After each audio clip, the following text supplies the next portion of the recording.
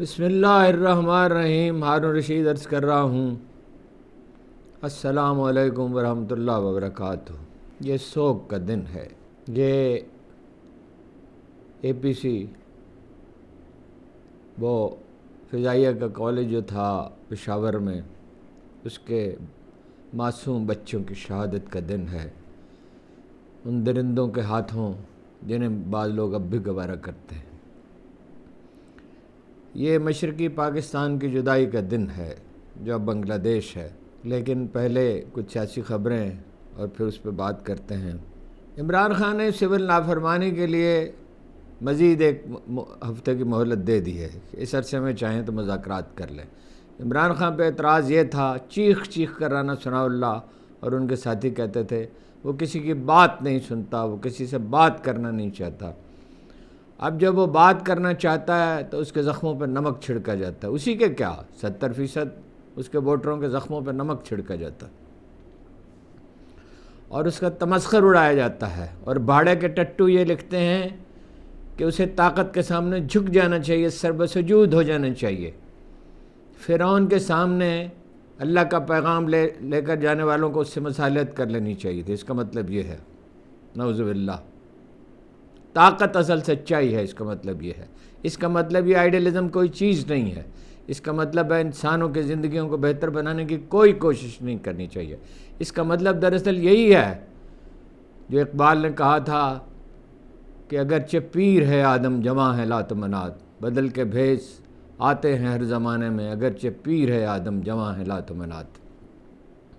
تو عمران خان کیا کہہ رہا ہے؟ عمران خان فرشتہ نہیں ہے۔ اس کے پورے دور اقتدار میں کبھی کبھی میں پچھلے ویلاگ نکال کر سنتا ہوں اور ٹی وی کا پروگرام سنتا ہوں، اس کے پچھلے دور اقتدار میں اتنی سخت نکتہ چینی بعض اوقات میں نے کی کہ شہباز گل صاحب ایک دفعہ تو میری جان کو ہی اٹک گئے اور میری کریکٹر اسیسینیشن کی جاتی رہی۔ اور خود عمران خان نے پہلی ملاقات میں مجھ سے یہ کہا، جب ان کی حکومت جانے والی تھی تو میں ان سے ملا، اس سے پہلے تو میں نے انکار کر دیا تھا ان سے ملنے سے۔ تو انہوں نے کہا کہ وہ چونکہ ہماری بے تکلفی تھی، تمہیں مجھ پہ اتنا غصہ کیوں تھا؟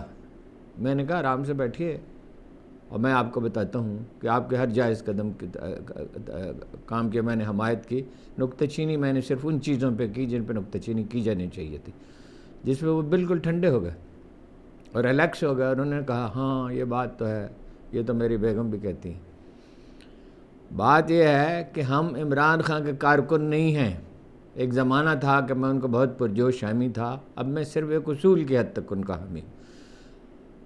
اگر حکومت اکثریت کی ہوتی ہے تو حکومت انہیں ملنی چاہیے، یہ 1971 کا سبق بھی ہے، اس پہ بعد میں تفصیل سے بات کرتا ہوں۔ اب وہ بات کرنا چاہتے ہیں اور بات نہیں کر رہے، اور جو واحد ہتھیار ہے ان کے پاس احتجاج کا، وہ کہتے ہیں وہ آپ رکھ دیں، سجدہ ریز ہو جائیں۔ بھائی یہ اگر تاریخ کی یہ تعبیر تسلیم کر لی جائے تو جناب حسین کو یزید کے مقابلے میں کھڑا نہیں ہونا چاہیے تھا، ان کی بیعت کر لینی چاہیے تھی۔ ٹیپو کو انگریزوں سے لڑنا نہیں چاہیے تھا، عمر بن مختار کو اٹلی کی فوجوں سے نہیں لڑنا چاہیے تھا۔ کسی بھی آزادی کی جد و جہد کرنے والوں، یہ کیا عجیب و غریب بات ہے، اور کہ یہ کیا سبق قوم کو پڑھایا جا رہا ہے۔ اقبال نے کہا تھا شریک حکم غلاموں کو کر نہیں سکتے، خریدتے ہیں فقط ان کا جوہر ادراک۔ یہ خریدا ہوا جوہر ادراک ہے۔ شرم آنی چاہیے ان لوگوں کو، شرم سے ڈوب مرنا چاہیے جو اپنی قوم کو یہ سبق دے رہے ہیں۔ بھائی یہ کہیں کہ خان صاحب کے طرز حکومت میں یہ خامی ہے، وہ انہوں نے سختی کی، انہوں نے لوگوں کو جیل بھیجا، انہیں یہ نہیں، انہیں عثمان بزدار کو وزیر اعلیٰ نہیں بنانا چاہیے تھا، محمود خان کو نہیں بنانا چاہیے تھا، ان کی کابینہ اچھی نہیں تھی، انہوں نے پارٹی کی تنظیم نہیں کی، ان میں مردم شناسی نہیں تھی، ان میں اتنی معاملہ فہمی نہیں تھی، انہیں احتیاط برتنی چاہیے تھی، تو بات ٹھیک ہے، قابل فہم ہے، اس سے بھی سخت تنقید کریں۔ مگر سر جھکانے کا کیا مطلب ہے؟ وہ ایک سجدہ جسے تو گراں سمجھتا ہے، 1000 سجدے سے دیتا ہے آدمی کو نجات۔ سجدہ کیسے کر سکتے ہیں اسٹیبلشمنٹ کو؟ سجدہ کیسے کر سکتے ہیں کرپٹ، تھارولی کرپٹ شہباز شریف کو، اور corrupt thoroughly corrupt Asif Ali Zardari کو؟ سجدہ کیسے کریں؟ سرنڈر کیسے کریں ان کے سامنے؟ اس سے مر جانا بہتر نہیں ہے زندگی سے؟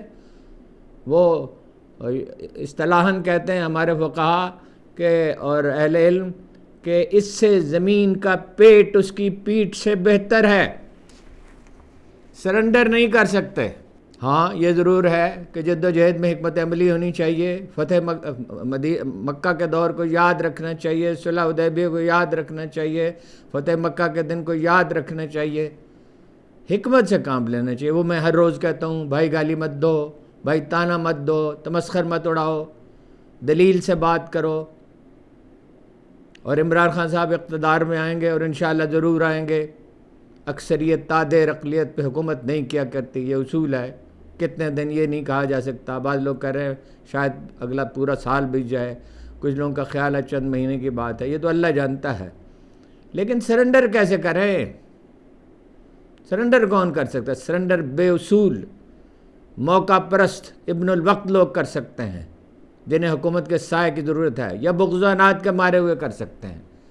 عمران خان کے سب پہ تنقید کوئی جرم نہیں ہے، روز تنقید کریں، سخت تنقید کریں جو انہوں نے غلطیاں کی، لیکن اتنی شرم تو آنی چاہیے کہ ایک آدمی جو ہے وہ پڑا ہوا ہے، اس کو رضائی کی اجازت نہیں ہے، اس کی کبھی سائیکل اٹھا لی جاتی ہے، کبھی بجلی بند کر دی جاتی ہے، اس کی تحقیر کی جاتی ہے، اس کے ساتھیوں کی تذلیل کی جاتی ہے، اس کو الیکشن کمپین چلانے کی اجازت نہیں دی گئی، رزلٹ آیا تو اس کو بدلا گیا۔ کوئی بات ہے؟ اور آپ ہمیں بزدلی کا سبق سکھا رہے ہیں۔ بزدلی سے مر جانا بہتر نہیں ہے؟ بزدلی کی زندگی اس کا مطلب تو یہ ہے کہ آپ اللہ کو مانتے ہی نہیں ہیں۔ دوسرے لفظوں میں حد تو یہ ہے جاوید غامدی مخالفت کر رہا ہے، وہ آدمی جو بولتا ہی نہیں تھا ظلم پر، وہ مخالفت کر رہا ہے، اور آپ ہمیں یہ سبق پڑھا رہے ہیں کہ اپنا سرنڈر کر دیں اس کے سامنے۔ خدا شاید ہمارا کوئی واسطہ تحریک انصاف سے نہیں ہے، کوئی۔ کبھی تھا، تب بھی پارٹی سے نہیں تھا، تعلق نہیں تھا، ہمدردی کا ایک تعلق تھا کہ جانوروں سے جان چھوٹے، کرپٹ لوگوں سے جان چھوٹے۔ اور فوج کی حکومت کون سا طرز حکومت ہے جی؟ بھائی یہ کس کے سہارے کھڑے ہوئے ہیں؟ ووٹ تو ان کے ہیں نہیں۔ ہاں جی، 51 کو 151 بنایا گیا اور کہیں 1151 بھی بنایا گیا، یہ کون سی حکومت ہے جی؟ اس حکومت کو کیسے مانیں؟ یہی کیا کم ہے کہ لوگ بغاوت نہیں کرتے؟ میں اس سے بالکل ایگری نہیں کرتا۔ ایگری کہ آپ جانتے میں اس پہ مستقل تنقید کرتا ہوں علی امین گنڈا پور کے کہ ہم مسلح ہو کریں۔ کیوں مسلح ہو کریں گے؟ ہمارا راستہ قائد اعظم کا راستہ ہے، اقبال کا راستہ ہے، غیر مسلح عدم تشدد کی سیاست۔ گاندھی کیا تھا؟ گاندھی کوئی بڑا صاحب علم تو نہیں تھا۔ گاندھی کا جو عدم تشدد کا حربہ تھا، اس نے ہندوستان کی آزادی میں اہم ترین کردار ادا کیا۔ خوف دور کرنے میں تو عطا اللہ شاہ بخاری، محمد علی جوہر، ابوالکلام آزاد کا ہاتھ زیادہ تھا، لیکن قائد اعظم نے صرف ایک بار ڈائریکٹ ایکشن کی کال دی، کلکتہ میں جب ظلم ہو رہا تھا، ایک بار، ایک آدھ دن کے لیے، شاید 2 دن 3 دن۔ تو بھائی یہ بزدلی کا سبق ہمیں نہ پڑھائیں۔ آدمی کا ایکسیڈنٹ بھی ہو جاتا ہے سڑک پہ جاتے ہوئے، آدمی بیمار بھی ہو جاتا ہے، اور تکلیف اگر سہنی پڑی تو میں تو اپنی اس کی ذاتی اس کا ذکر نہیں کرتا جو کچھ میرے ساتھ بیتی ہے، ذکر کرنے کی ضرورت کیا؟ لوگ مارے گئے، لوگ قتل ہو گئے، لوگوں کے گھروں میں دیواریں پھلانگی گئیں، کیونکہ بہو بیٹیوں کی تحقیر کی گئی، ماؤں کی تحقیر کی گئی، تو ہمارا تو غم اس کے مقابلے میں کوئی حیثیت ہی نہیں رکھتا۔ یہ تو کہ بہت معمولی آزمائش ہے، شاید اس لیے کہ ہم کمزور لوگ تھے، معمولی تھے، ہمارے حصے میں معمولی آزمائش آئی۔ اخبار نویسوں کو ملک چھوڑنا پڑا، اخبار نویسوں کو مارا پیٹا گیا، اخبار نویسوں کی توہین اور تذلیل۔ ابھی میرے پاس کتاب آئی ہے ان کی شاعری کا مجموعہ اور یہ مقبول جان کا، ابھی اس کے دباچے کو میں نے ایڈٹ کیا ہے۔ وہ ایڈٹ تو خیر ان کی نثر اتنی اعلیٰ ہے، کیا کرنا تھا، 10-12 لفظ بدلے ہیں، اس کا دباچہ لکھنا ہے۔ کس گناہ میں ان کو پکڑا گیا؟ کیا چیف جسٹس جو ہے وہ ایک اول درجے کا فراڈ نہیں تھا، دھوکے باز نہیں تھا، نون لیگ سے ملا ہوا نہیں تھا قاضی عیسیٰ؟ کس جرم میں پکڑا گیا؟ اور عمران ریاض پہ اتنے ظلم کے پہاڑ کس لیے توڑے گئے؟ اور سمیع ابراہیم کو کس لیے اپنا اغوا کیا گیا؟ اور اسد علی طور اور دوسرے لوگ، کچھ نام بھول جاتے ہیں، معافی چاہتا ہوں۔ اب ایک فرط جذبات میں آدمی، کیا اقبال کا مصرع ہے کہ جذبات پہ قابو نہیں رہتا جب روح کے اندر متلاطم ہو خیالات۔ یہ آپ کیا ہمیں سبق پڑھا رہے ہیں؟ اس کا کوئی یہ خیر، یہ تمہید لمبی ہو گئی۔ عمران خان صاحب نے کہا ہے 5000 دن گزارنے کے لیے تیار ہوں۔ 5000 دن جیل میں گزارنے کے لیے تیار ہوں، بات ہو سکتی ہے، ڈیل نہیں ہو سکتی۔ اور مطالبہ کیا ہے ان کا؟ جلد از جلد فالس فلیگ آپریشن 9 مئی کا اور 26 نومبر کا قتل۔ مجھے حیرت ہے انہوں نے اس کا ذکر نہیں کیا فروری کے الیکشن کا۔ ممکن ہے کیا ہو، جن صاحب نے ہمیں خبر دی ہے وہ ممکن ہے بھول گئے ہوں۔ اس کی عدالتی شفاف عدالتی تحقیقات کی جائے اور سینئر ترین جج جو ہیں وہ اس کی تحقیقات کریں۔ اس میں کیا بات غلط ہے جی؟ اس میں بھاڑے کے ٹٹو کہیں گے کہ نہیں آپ سرنڈر کریں، آپ طاقت کے سامنے سر جھکا دیں۔ کیوں طاقت کے سامنے سر جھکا دیں؟ طاقت کے سامنے سر جھکانا تو بت پرستی ہے، اس سے کم تو نہیں ہے۔ علی امین گنڈاپور کو ملاقات کی اجازت نہیں دی گئی۔ اگر اجازت دے دی تو کیا ہوتا؟ علی امین گنڈاپور کہاں کا ٹیپو سلطان ہے، سب جانتے ہیں کہ وہ کیا ہے۔ اور پی ٹی آئی کے ذرائع کہتے ہیں کہ عمران خان ہے، یہ بڑی خبر ہے۔ اس کا مطلب یہ ہے عمران خان کے انداز فکر میں صحت مند تبدیلی آ رہی ہے۔ انہوں نے کہا کہ مولانا فضل الرحمان، اختر مینگل صاحب، مولانا فضل الرحمان صاحب، محمود اچکزئی صاحب اور پیر وگاڑا صاحب کو ان سے ملاقات کی، انہوں نے دعوت دی۔ اب میرا نہیں خیال کہ اجازت دیں گے، اور اجازت دیں گے تو اچکزئی صاحب کو دیں گے جن کا موقف یہ ہے، اور صاحب پیر صاحب کو بھی شاید دے دیں کہ بھئی بات کرنی چاہیے، اور مولانا فضل الرحمان کو بھی شاید ہے، اختر مینگل کو تو میرے خیال اجازت نہیں دیں گے۔ تو بہرحال دے دیں تو اچھا ہے۔ وہ تو ان سے یہی کہیں گے کہ بھائی یہ سردیوں کا موسم گزرنے دو، اور وہ اس لیے کہ گراؤنڈ پہ وہ ہیں، حقائق کا انہیں زیادہ ادراک ہے، اور پی ٹی آئی کی قیادت بھی یہی چاہتی ہے۔ 3 مہینے گزرنے میں وقت کیا لگتا ہے جی؟ یہ آج 16 دسمبر ہے، جنوری فیبری، مڈ فیبری سے سردی کم ہونا شروع ہو جاتی ہے، اور اس وقت تیاری کی جائے۔ اور مارچ میں قائد اعظم نے ایک دفعہ پیغام دیا تھا، مارچ میں مارچ آن۔ تو مارچ میں اپنا جو بہترین موسم ہوتا ہے، اور خاص طور پہ اسلام آباد میں، اس وقت ایجیٹیشن کرے، پورا منج 100% جمہوری شائستہ، ایک بھی غلط نعرہ نہیں لگنا چاہیے، ڈنڈا بھی نہیں ہونا چاہیے۔ یہ تو احمق آدمی ہے علی امین گنڈاپور کے، ہم مسئلہ لے کے آئیں گے، مسئلہ لے کے تم کیا ہوگے؟ اول تو کوئی اس پہ آمادہ ہی نہیں ہوگا، اور یہ تم کس کو اپنی بہادری کے اپنا تاثر دیتے ہو؟ ہم تمہیں جانتے نہیں ہیں۔ وہ تنبورے فیصل بابڈا کا کہنا ہے کہ پی ٹی آئی سے مذاکرات سمیت سیاسی معاملات کو جمہوری طریق سے سر انجام دیا جائے گا۔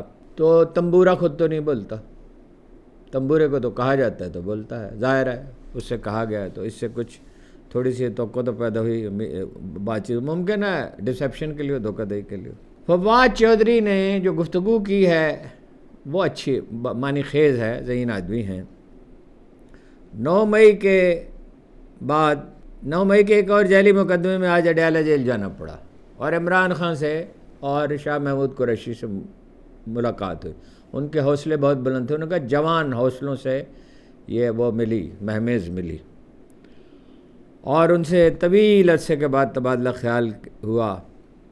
اور عمران خان نے کہا 5 سال چھوڑ کر 500 برس جیل میں رکھیں، ڈیل نہیں ہو سکتی، بات ہو سکتی۔ اور بحران ہوئی، عمران خان صاحب نے کہا بحران ختم کرنے کے لیے مذاکرات لازم ہے، وہی عمران خان جو ان سے بات کرنے کے لیے تیار نہیں تھے۔ اچھا ہے، اگر ایک آدمی کا انداز فکر صحت اپنا تبدیل ہوتا ہے، ہیلدی تھنکنگ پیدا ہوتی ہے، تو اس کا خیر مقدم کرنی چاہیے، مگر بھاڑے کے ٹٹو تو نہیں کریں گے، لوٹے تو نہیں کریں گے۔ ملک میں الیکشن کے لیے یہ وہ کہتے ہیں، فواد صاحب کہتے ہیں۔ اچھا یہ بھی کہا کہ عمران خان، یہ الفاظ ہیں فواد صاحب کے، عمران خان انتقام پہ یقین نہیں رکھتے، حقوق پر یقین رکھتے ہیں۔ بہت اچھا جملہ کا، اتنی فساد کی امید ہم سیاستدانوں سے رکھتے نہیں ہیں۔ سیاسی درجہ حرارت میں کمی، ملک اور قوم اور سیاست کے مفاد میں اپوزیشن کی سیاسی جماعتوں کے تعاون سے آگے بڑھیں گے۔ اس کا مطلب یہ ہے ملک میں، کہا کہ ملک میں انتخابات کے لیے ایک جامع حل تلاش کر، اس کا مطلب یہ ہے کہ قائل کرتے رہے فواد صاحب ان کو، اور میری رائے بھی یہی ہے کہ بھائی پرامن طریقے سے معاملات کرنے چاہیے، بات چیت کرنی چاہیے، اور دباؤ بڑھاتے رہنا چاہیے، دباؤ نہیں ترک کرنا چاہیے۔ اگر آپ نے دباؤ ترک کر دیا، دیکھیے ایک آپ کے پلاٹ پہ قبضہ کر لیا کسی نے، ایک طریقہ یہ گولی مار دیں اس کو، ایک طریقہ یہ اس کو گندی گالیاں دیں، ایک طریقہ یہ چیخ چیخ کے اپنا گلا بٹھا لیں، پاگل ہو جائیں، اپنا جذباتی توازن کھو دیں۔ ایک طریقہ یہ ہے کہ وہاں محلے داروں کو لے کے جمع ہوں، وہاں کرسیاں ڈال کے بیٹھیں اور اس سے کہا آؤ بات کرو، لاؤ بھائی کاغذ لاؤ، قبضہ تو کیا ہوا ہے اسٹیبلشمنٹ کی مدد سے، کرپٹ اپنا شہباز شریف اور کرپٹ زرداری نے، جن کے کرپٹ ہونے میں دنیا بھر میں ان کو مثال دی جاتی ہے، نواز شریف اور شہباز شریف کو پڑھایا، اس میں کوئی شبہ ووٹ انہیں ملے نہیں ہیں، مگر بات ہی کرنی ہوگی، مذاکرات کرنے ہوں گے، مسلح جدوجہد نہیں ہو سکتی، دہشت گردی نہیں ہو سکتی، یہ تو اپنی تباہی کے اللہ کے رسول کا نام بہت لیتے ہیں، بس سیکھنے کے لیے کچھ تیار نہیں ان سے۔ انسداد دہشت گردی کے جج جناب طاہر عباس سپرا صاحب نے اپنے حکم پر عمل درآمد کرانے میں کامیاب ہو گئے۔ 67 قیدی جن کو رہا کیا گیا تھا اور پولیس نے پھر پکڑ لیا تھا، ان کو رہا کر دیا، اپنے گھروں کو چلے گئے ہیں۔ اب سوال یہ ہے کہ بے گناہوں نے کیوں جیل میں رکھا گیا، اور جو ہزاروں آدمی جیل میں ہیں اور جو خواتین ہیں ڈاکٹر یاسمین راشد اور دوسری، ان کو کس لیے جیل میں رکھا؟ سری ظلم کے سوا یہ کیا ہے؟ اس پہ احتجاج نہ کریں تو کیا کریں؟ باڑے کے ٹٹو کہتے ہیں سجدہ کریں، طاقت کو سجدہ کریں، بتوں کی پوجا کریں۔ بتوں کی کیوں پوجا کریں؟ شیریں مزاری، محترمہ شیریں مزاری صاحبہ اور ان کے ساتھیوں پر فرد جرم عائد کر دی گئی ہے جی ایچ کو پر حملہ کیس میں۔ خیر اس پہ کسی تبصرے کی کیا ضرورت ہے۔ جسٹس منصور علی شاہ صاحب نے لاہور میں ایک سیمینار سے خطاب کرتے ہوئے فرمایا کہ آلودگی پہ تھا، آلودگی جتنا بڑا چیلنج ہے اتنا ہی بڑا چیلنج 26ویں ترمیم ہے، کوئی شبہ ہی نہیں اس میں۔ جسٹس منصور علی شاہ ٹھیک وہی کردار ادا کر رہے ہیں جو جسٹس رستم کینی نے کیا تھا۔ ظاہر ہے بہت سے لوگ تو اس سے آگاہ ہی نہیں ہوں گے، 60s کی بات ہے، فیصلے بھی وہ کرتے تھے ڈٹ کے۔ ایک احساس کمتری اتنا ہے، کہتے ہیں 3 غیر مسلم جج تھے، وہ بہت سے جسٹس عبد الرشید تھے، لیاقت علی خان کے ساتھ ملاقات سے انکار کر دیا تھا، جاتے ہوئے اپنی سیاہی جو ہے قلم کی، بال پوائنٹ تو نہیں ہوتے تھے اس زمانے میں، قلم میں سیاہی ہے وہ اپنا وہ نچوڑ کے چلے گئے تھے۔ بے شمار مسلمان جج گزرے ہیں، کسی دن میں پوری فہرست آپ کو پڑھ کے سنا دوں گا۔ تو اس میں جسٹس کارنیلیس کوئی شبہ نہیں بہترین جج تھے، بھگوان داس بھی بہترین جج تھے، اور وہ تیسرے پٹیل صاحب کیا نام تھا ان کا۔ اب جناب بات کرتے ہیں سکوت ڈھاکہ پہ۔ میرا ارادہ یہ ہے کہ 2 اور موضوعات پہ بہت کام کیا تھا، ہمارے ریسرچر صاحبان نے، خود میں نے بھی سوچ بچار اس پہ کی تھی۔ مشرقی پاکستان کی علیحدگی، اس کے بنگلہ دیش بننے پر، اور گریٹر اپنا اسرائیل پہ، اور اس پہ مشرقی پاکستان پہ، اور سانحہ اے پی سی پہ۔ تو اب میں نے یہ ارادہ کیا بات لمبی ہو جائے گی تو صبح بات کروں گا، کل جس وقت بھی ممکن ہو سکا کوشش کروں گا جلدی کروں، اس پہ اپنا اے پی سی پہ اور گریٹر اسرائیل کے منصوبے پہ۔ لوگ بہت خوش ہو رہے ہیں کہ وہاں اپنا حافظ الاسد چلا گیا۔ حافظ الاسد تو چلا گیا جو حضرت علی کو خدا ماننے والوں کے قبیلے کا آدمی تھا، اور جس نے اتنا ظلم کیا، اتنی بہیمیت، اور ایسا وہ مطلب ہمارے ہاں تو ظلم اس حد تک نہیں پہنچا، کوئی موازنہ ہی نہیں ہے اس پہ۔ اب صرف سکوت ڈھاکہ پہ بات کرتے ہیں، اور اس لیے کہ وقت نہیں ہے، باقی چیزوں پہ بعد میں بات کریں گے۔ دیکھیے مشرقی پاکستان کے ساتھ ہوئی زیادتی، اس میں کوئی شبہ ہی نہیں ہے۔ 60% زر مبادلہ، 62% زر مبادلہ ایسٹ پاکستان سے آتا تھا۔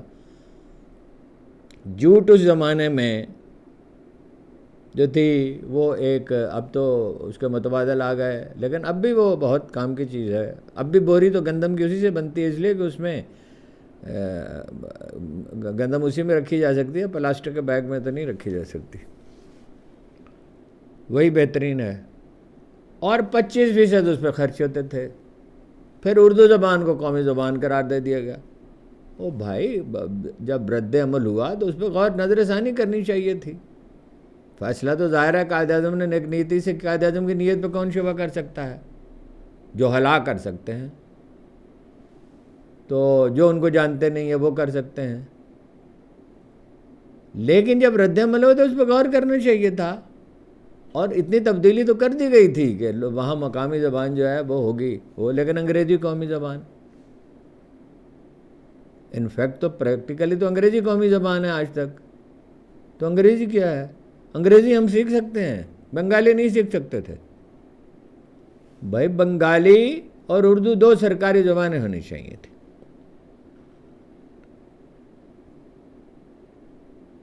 تو فی کس آمدن کتنی تھی؟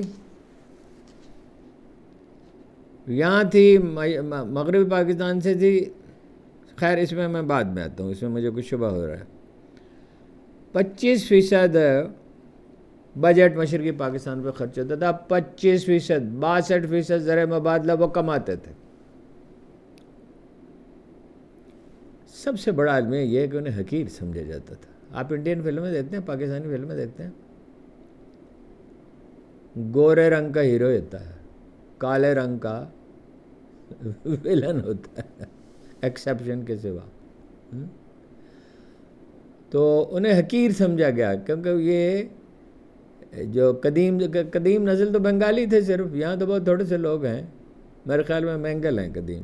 ہاں جی، بلوچستان میں بھی کئی طرح کے قبائل ہیں، میرا خیال ہے، میرے پاس اس کا ثبوت نہیں ہے.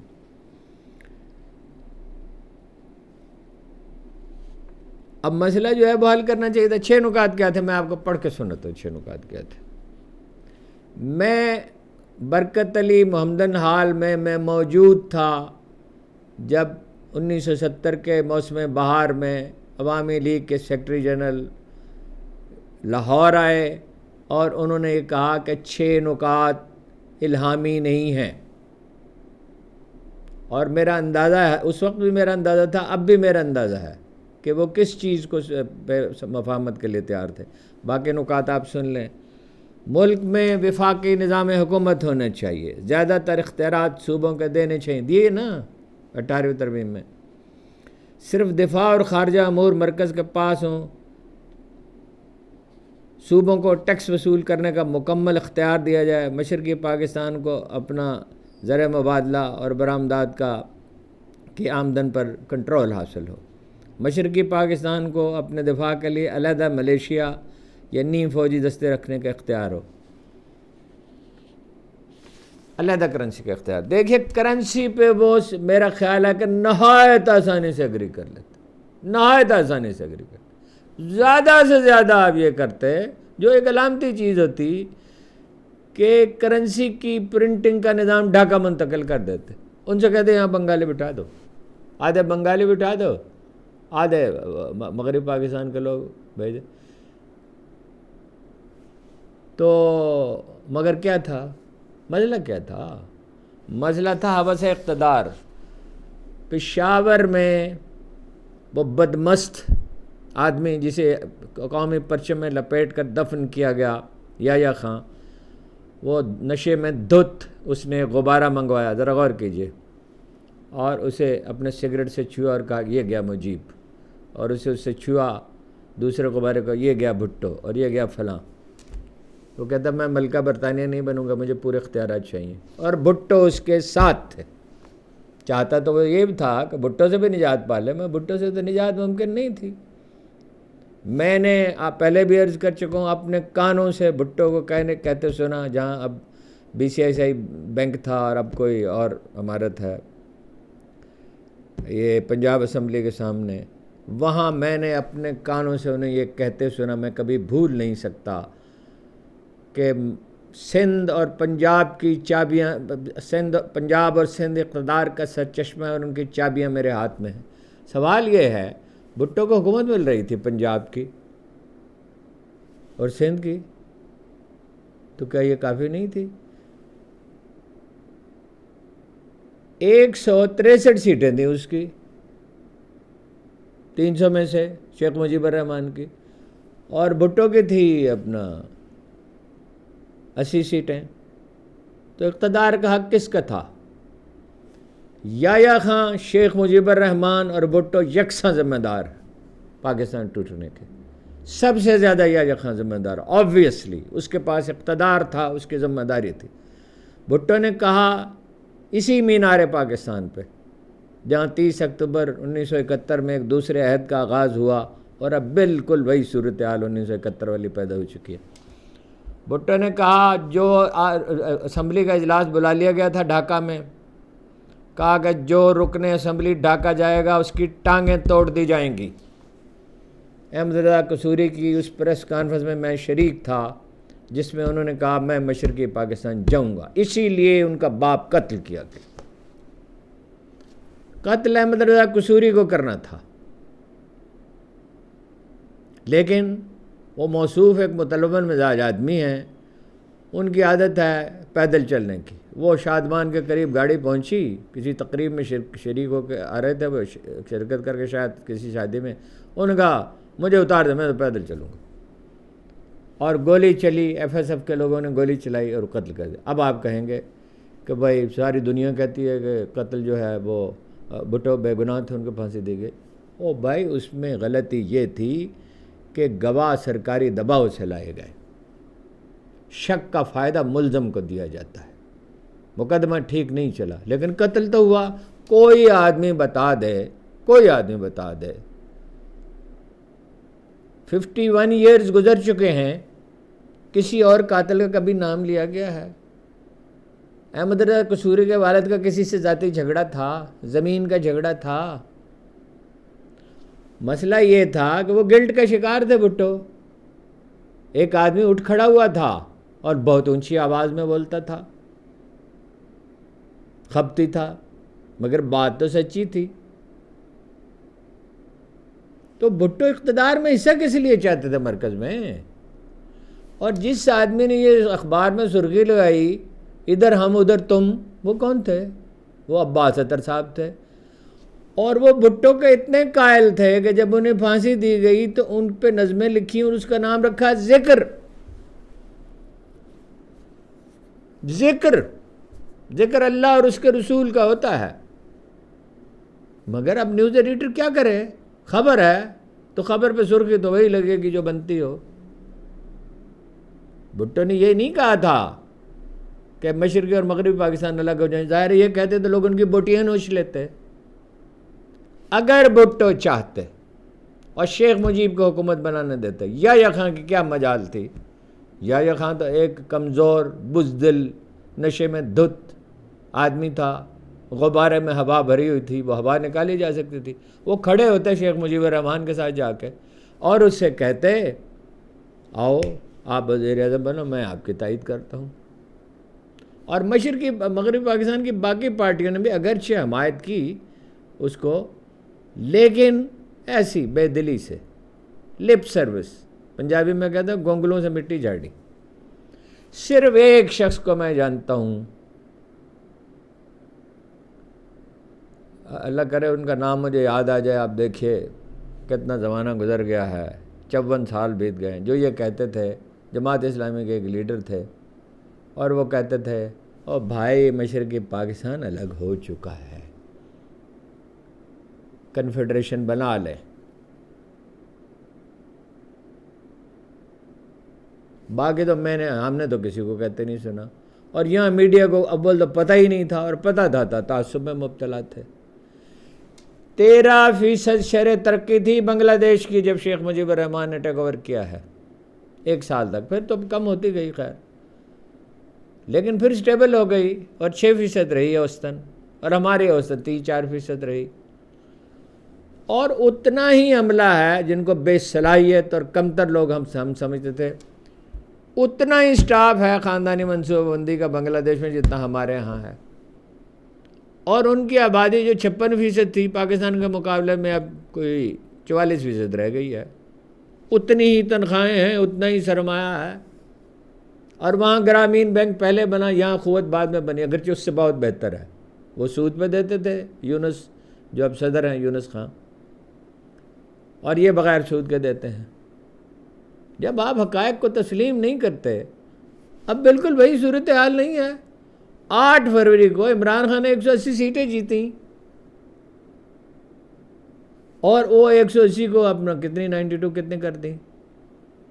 نہ وہ جیتی ہیں مریم نواز، نہ جیتے ہیں شہباز شریف، نہ جیتے ہیں نواز شریف، اور ہم کیا کہتے ہیں؟ ان کے اپنے لوگ کہتے ہیں، جاوید لطیف کہتے ہیں یا نہیں کہتے؟